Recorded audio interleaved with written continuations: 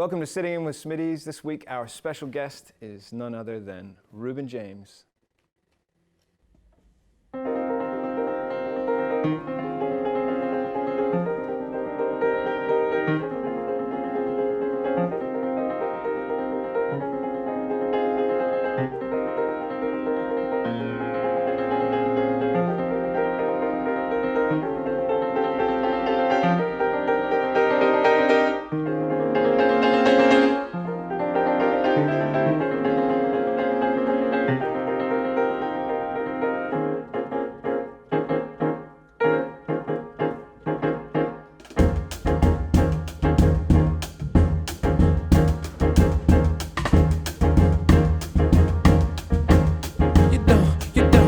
Don't have to be that cool. It's when I met you, couple cuts later, now you're acting like a damn fool, like a damn fool. So ungrateful, I sit you at my table, now you're hugging all the damn food. So good, the blame is on you.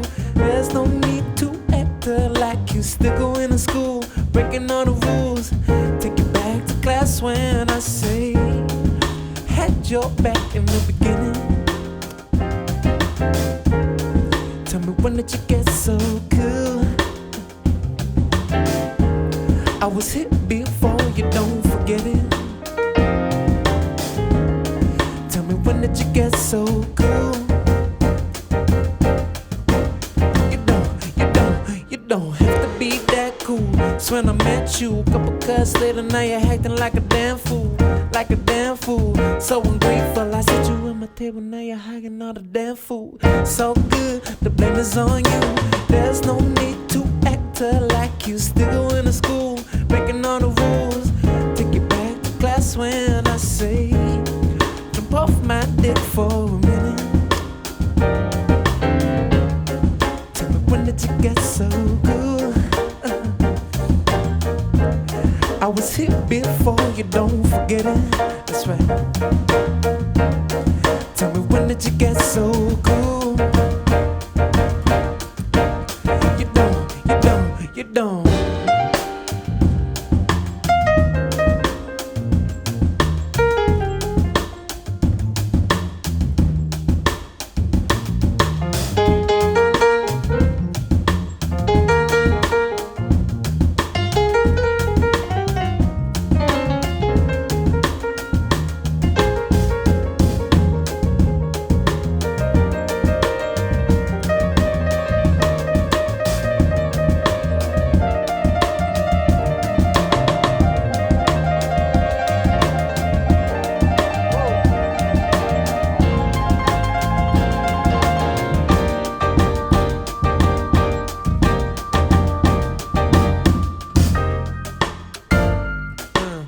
Come on, Giacomo.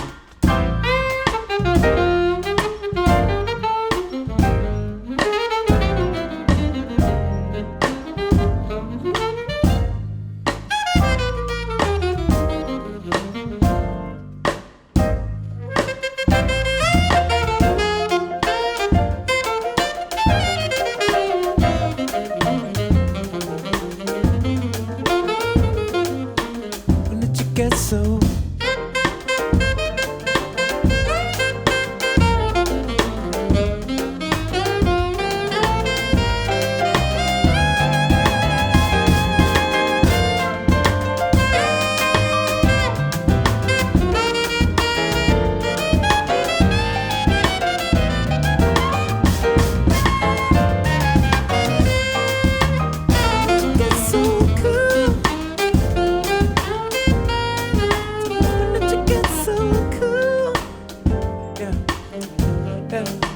When did you get so cool?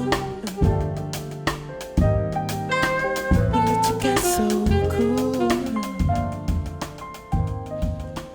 When did you get so cool? When did you get so cool? When did you get so cool? When did you get so cool? When did you get so cool? When did you get so cool? it's so cool.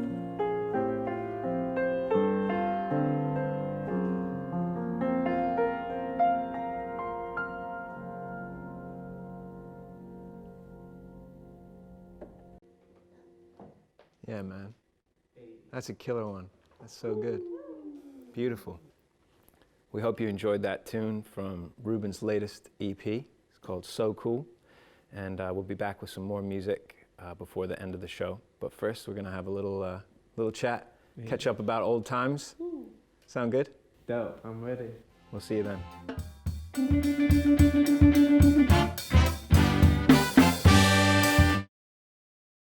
That was So Cool, and we are here with Reuben James today. Hello. Sitting in with Smitty's. And so that song's off the new EP, right? Yeah, So Cool. It was the second single of my new EP called Slow Down. I love the new stuff, you know. I love. Thanks, bro. It's been 2 EPs in the past year. Is that right? Yeah. It's a lot of music. It is a lot of music. So what's the story there? What's coming out? What's come out, and where is it going? So last summer I dropped my debut EP, which was Adore, and that was kind of my introduction to my solo music, which was great. You know, I really felt like it was me coming into my own and introducing the world to my voice as a vocalist as well as an instrumentalist and a songwriter, producer. And then I feel like this last EP that I put out a couple months ago, Slow Down, is a continuation of that.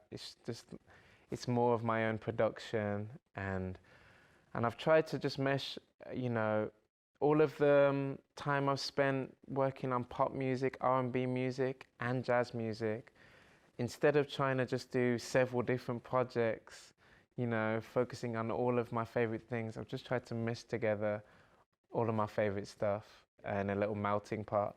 I think it's wonderful to see, you know, you inviting some of the people that you've played, you know, you've played behind to come and play behind you. You know, you have the quality of a great accompanist, but you also, you know, you're kind of flexing as a leader now, which I think must be fun, right? Yeah, I mean, it's so much fun. And the greatest thing about just being in complete control of my own output is I'm not precious about having to do everything. Like, if I just literally bring in all of my favorite musicians to come and play on my songs and just make them way better, like, especially working with Chris Daddy Dave and people like Keon Howard.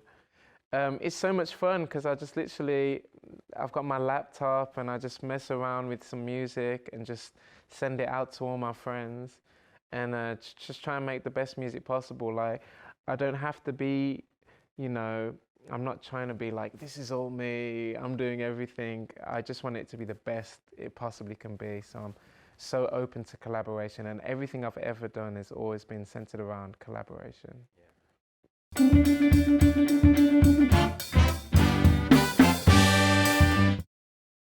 We were reminiscing before that I think I've actually known you for nearly 10 years. Yeah. Pretty wild. Might as well be a decade now, yeah. Let's call it 10. Yeah, let's call it 10. I remember the day we met actually at Ronnie Scott. What do you remember? I think we played, is it Groovin' High? Yeah, probably with Jay. We'll do that. Yeah. And you were like very smartly dressed, and I had like I was just looking up to you, man. No, we both kind of, because there were a lot of cats that were up there that were jamming, and it was kind of like everyone's trying to vibe out who was good and who you wanted to play with, and none of us really knew each other, and I'd never seen you before, and we kind of got up on the same tune, and instantly there was that synergy, and we were just bubbling off each other. Yeah. And you were going places harmonically, and I was following you, and we had that call and response, and we just hit it off. And then we came off the bandstand, and you were like, yo, who the hell are you, kind of thing. And I was like, Reuben, nice to meet you. I was like 18. And you had an American accent. I was like, how long you been in town for? You're like, I'm here for good. But yeah, that was amazing. And then we just hit it off. Well, you know, those days had a big, I don't know if they did on you as well, but had a big impact on me development-wise, because, you know, you were the first person that played me that Robert Altman Kansas City. You know? Yeah. You remember that? I do remember. Was it your place in North? You had like It was in Kensington. Mm-hmm. Yeah. Very posh, darling. Very, Kensington. very well.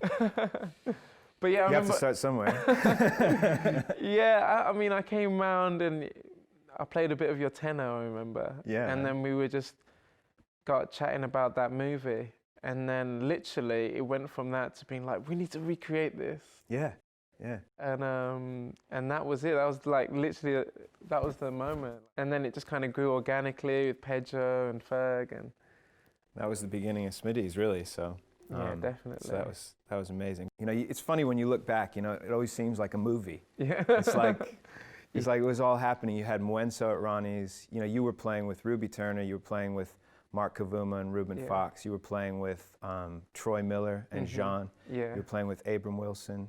You Yeah, were playing with Jay Phelps at Ronnie's. You were playing with all these people, and all of them came from disparate scenes. You were playing with me. You were playing with Ferg, and Yeah. those people have kind of stayed in your life, you know, in an amazing way. Yeah, it's really crazy that I've heard a lot, especially I was chatting to China Moses about this, and she was saying how London is like an incredible melting pot. And especially at the time, like, I didn't come to London thinking I want to be like a jazz musician that does this kind of jazz. It was kind of like, you know, played a bit of guitar, you know, and obviously from my dad's influence, I was into like Bob Dylan and that kind of thing, and then a lot of reggae from my mum's side. So I was just open and just hungry for music, and I didn't care what kind of music as long as it was good music. Yeah. And it was great how we all were just like so open to just jump into different scenarios with different musicians, different types of music. It was definitely a golden age because we were doing all sorts, and it was a great time. I mean, you think about when people talk about the 60s in London and how, you know, it was amazing to be able to go from club to club to club and see X, Y, and Z play, all these famous people from abroad. And I always kind of listened to people talk about that and was a little envious and thought, man, it would have been great to be around. But now 10 years later, I look back and I think, damn, we did all right. Thing, you know? yeah. And that, for you, you know, you then went on the road with Sam Smith for what, 5 years you did? No, it was actually like 7. 7 years? 7.5 years, yeah. So what was that like, you know, being on tour with one of the biggest pop acts in the world? That touring around the world was so amazing, like definitely a learning curve in terms of going from playing at small jazz clubs to then doing arenas, the Grammys, Oscars, like, you know, it's a whole different vibe because, you know, you've got thousands and thousands of people all singing the same lyrics, and, you know, I was up there dancing and playing the guitar, playing the piano, and there's a lot of discipline that you need to have. That's obviously kind of on the other end of the spectrum from playing in jazz clubs. I've always wanted to do that, and I'm a natural performer, so it was just like gave me an opportunity to travel the world and make beautiful music and write with Sam and check out loads of different cultures. Yeah.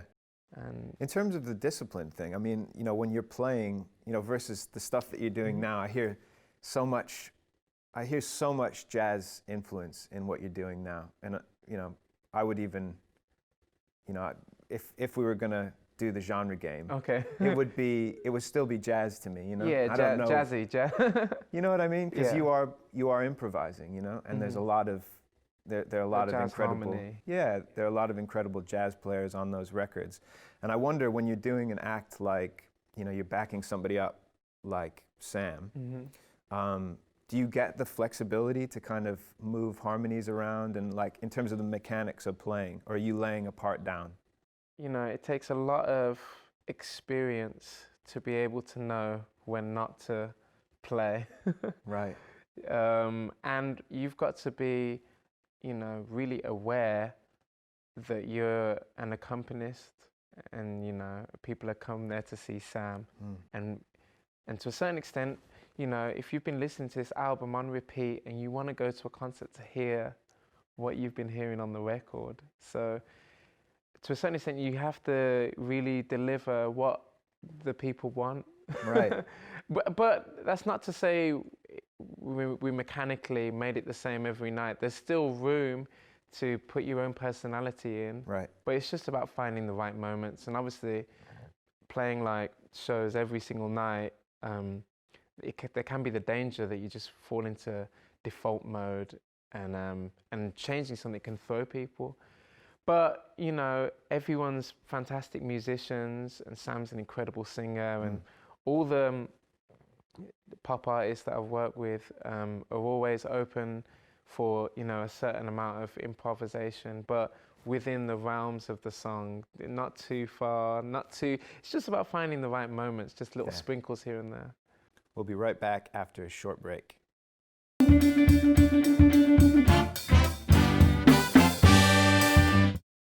We're back with Reuben James. This is Sitting In with Smitty's, and the show is called Sitting In with Smitty's because I'm sitting in with Smitty. I love asking people good stories about sitting in with bands, but sometimes it's flipped and it's somebody sat in with you. But do you have any stories about sitting in with bands that resonate? There's a couple that have come to mind. Definitely one is when I was really young. I sat in with Roy Hargrove and his band, and Sullivan Faulkner was on piano. I got up there and I had the tune. I can't remember what song I wanted to play, but I had a tune in mind, and it didn't get called. Roy was like, "Let's play rhythm changes." And I really suck at playing rhythm changes, and I hadn't been shedding any rhythm changes, and I just completely died up there. And I got off stage, I burst into tears, and everyone was just looking at me like, what the hell was that guy playing? And I literally cried the whole way home I was like, I'm giving up jazz, I'm giving up piano, I'm never gonna play again. And then the next day I woke up and I started practicing rhythm changes. That was a memorable one. There was one really recently, actually, it was a pretty surreal one, where I've been doing this thing at Joni Mitchell's house. My friend Brandy Carlisle invited me. She was chatting to Joni about me, and Joni was like, "You've got to bring this young man to the house," kind of thing. So she flew me out to LA. I rocked up to Beverly Hills and went to Joni's house, and Herbie was there. And I've played in front of Herbie once before, and I think I might have mentioned this on the podcast we did, but my leg was shaking uncontrollably to the point where it was like a pre-Grammys concert with Sam, and just before we went out, Sam changed the song. He was like, "Let's do My Funny Valentine" in like F minor. And I'd been shedding all this Herbie stuff on My Funny Valentine, and I got out there, I saw him, and I was like, no, I can't play any of the stuff I've been shedding because it's all Herbie stuff. Because he was there. Because he was there in the front row. Herbie, Stevie Wonder, Pharrell, John Legend, all front row. Chick Corea was there. I was like, I don't want to play piano in front of any of these people right now. But I had to do it. And then this leg started going. Right. I was like, how am I going to play the pedal? But this next one, obviously, like Joni was there, like Bonnie Raitt, Herbie, and he didn't want to play. He was hanging, and he sat right by the piano like this. And I was like, okay, so Herbie's here. This is cool. Silently freaking out, right? Because he's like, you know, the best piano player of all time. Yeah. So I was like, okay, what am I gonna play? Herbie's definitely checking me out right now, and he was sitting just in the cove of the piano, and I was like, this is pressure. But it was a hang, so it was all very chill, and but that was pretty scary. And there was another time at Joni's where Elton John walks up, and we're wearing exactly the same sunshades, and it was such an awkward. It wasn't awkward, but I was like, I've definitely got to take mine off right now, because you know. Yeah, but who got him first? This is what I'm saying. Thing, I mean, know? I was rocking these like big ass Gucci shades, and I thought I looked really cool. But then Elton walks in the room and he's wearing the same shades, and then it's like quiet. And then I was just like slid into the back, took them off real slow, and but he ended up jumping on the piano, playing some of his songs for Joni, and then I was jumping on the piano, and it was just a really cool jam, and that was a pretty surreal sitting in moment. So you see, if you had given up piano after the Roy Hargrove thing, we wouldn't have that story. So. Yeah, exactly. This is the thing about being a musician on the scene. You never know who's there. You never know who's going to rock up. You never know who's sitting in the corner. It could be your big break, literally. And, That's the thing. If somebody says you want to get up and play a tune, you know, you got to take the plunge, don't you? Yeah, and you've always got to have your horn players. Bring your horns. Bring your horns to the jam session. That's something Abram always used to say to me, bring your horns. Because, you know, definitely if Winston's there, he's going to be like, where's your horn? So you mentioned Nat Cole, and he's someone who's, you know, a hero in so many respects. And it's always nice to find out when you watch the documentaries and you read the stuff that he was also really nice. Oh, You know what I seriously? mean? Yeah, he was nice. Don't worry, Okay. he was nice. But obviously, you know, you draw a great deal of inspiration from him. I think for years you have, you know, from his piano playing up through the singing, up through the sartorial style. Darling. Yeah. I try. But you recently got to record on his piano at Capitol. Is that true? That is correct, yeah. So I was in LA hanging out, and my friend Tom Ford from Birmingham, we grew up together. He came out and we were working on my debut EP. And then I hit up my friend Nick Littlemore, who's got 2 amazing bands called Punyao and Empire of the Sun. And I was like, dude, I need a room to record drums. Chris Daddy Dave's in town, and we're just gonna record some dope music, see what happens, all get in a room. And he was like, let me call you back in half an hour. He calls me back, he's like, I've got Capitol Records, room A. I was like, you're kidding me. What the hell is life? Yeah, I thought he was gonna come with, I found like an underground, Garage, little show up there. It's Frank Sinatra's mic, Nat King Cole's piano, and Chris was coming, and he showed up and was like, I was like, do you need anything? Like, I just wanted to look after him basically and just make sure he was cool. And he showed up like, man, I'm on a bit of a detox, man. Can I get some peaches and whiskey? And then we wrote the song Peaches and Whiskey, which is on my new EP. And they were like the best peaches I've ever tasted in my entire life. Wow. They were just so succulent and juicy. All the history on that piano, you know, in that room where Frank Sinatra recorded, Nat King Cole, you know, all of the people that recorded at Capitol Records, that was a crazy time. What a legacy, yeah. Man, always super inspiring to hear some stories, to get to spend some time with you, and Thanks for having me. Yeah, let's play some more music. Yeah, I'm down. So we're gonna get the house band on stage, Jazz Kaiser on drums, Connor Chaplin on bass. I'm gonna play some alto, if you'll have me. Oh, of course. Amazing. Where can people find these 2 new EPs? So they're available on all the streaming platforms, Spotify, iTunes, Tidal, Apple Music, etc. And you can also purchase them on vinyl. Hey, that's what we like to hear. So if you go to my website, rufiorecords.com, and you can also access it via my socials. It's Reuben James on all socials. And, you know, get yourself a vinyl, buy your mum a vinyl. Moms love vinyl, yeah, by the way. For sure. Much better than candles, you know? Yeah, love mumsies at the gigs. They always want to get a signed vinyl. Yeah. So please go check out Adore and my new EP, Slow Down. Thanks, Reuben. Hey.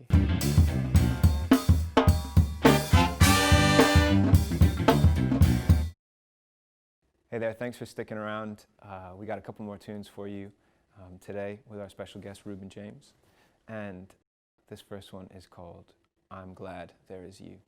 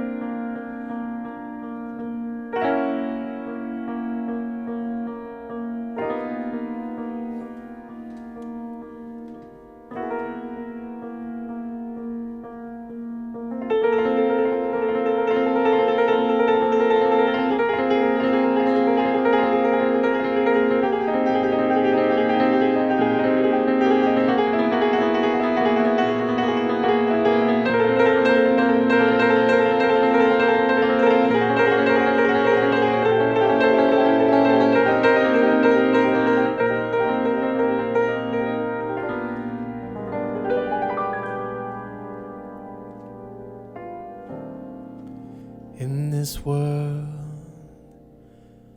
full of ordinary people, extraordinary people, I'm glad there is you.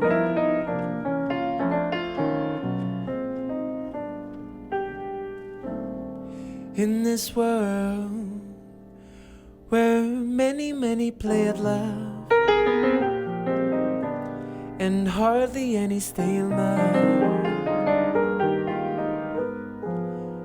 I'm glad there is you.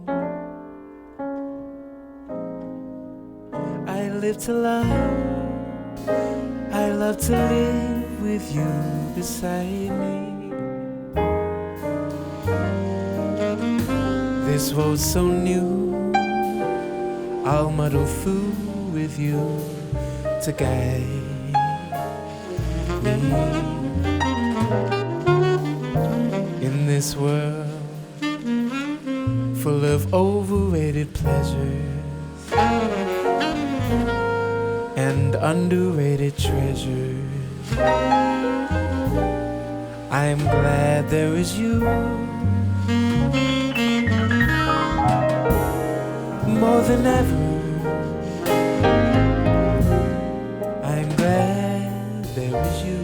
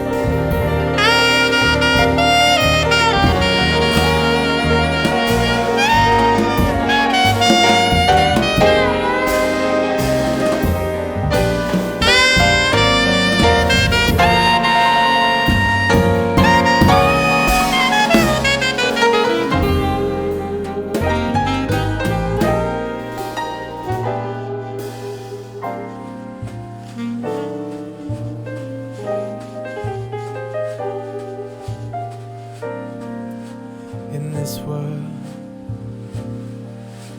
full of overrated pleasure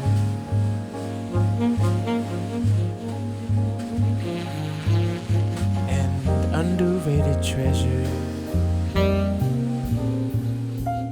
I am glad there is you.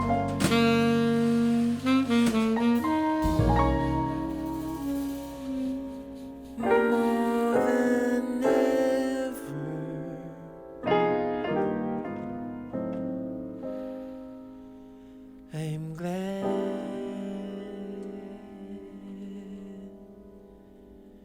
there is you.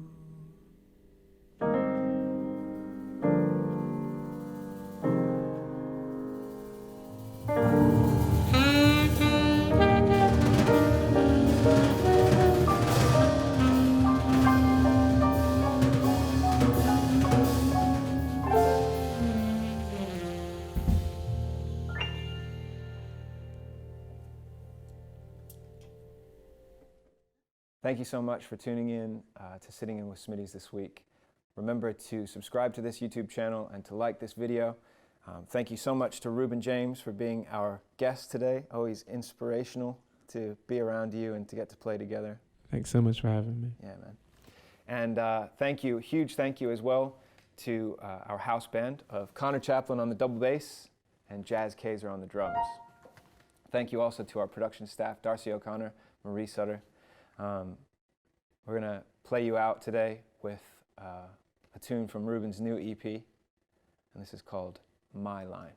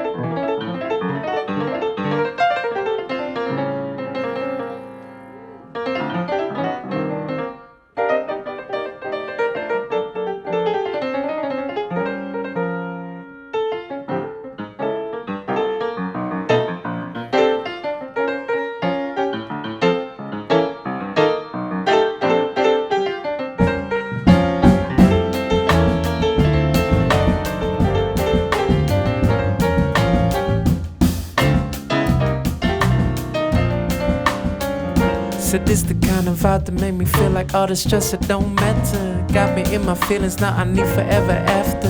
You know I'm new to this, but you can get me used to this. Just wanna take the time to please you. And if you believe that I'll be about it, baby, baby, please, you should know I appreciate you.